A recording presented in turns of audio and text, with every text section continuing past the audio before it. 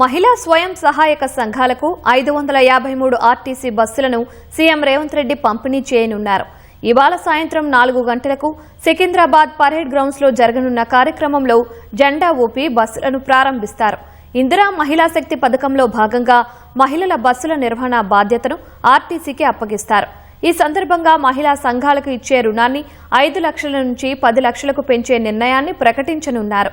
మహిళా సంఘాలకు వడ్డీ లేని రుణాల కింద 500 కోట్ల చెక్కులు, మహిళా సంఘాలు నిర్వహిస్తున్న ఆర్టీసీ అద్దె హైర్ ఛార్జీల చెక్కులను సీఎం పంపిణీ చేయనున్నారు. కొత్త బస్సుల కొనుగోలు కోసం టీజీఎస్ ఆర్టీసీకి 199 కోట్ల ఆర్థిక సాయాన్ని కూడా ముఖ్యమంత్రి అందిస్తారని మంత్రి సీతక్క తెలిపారు.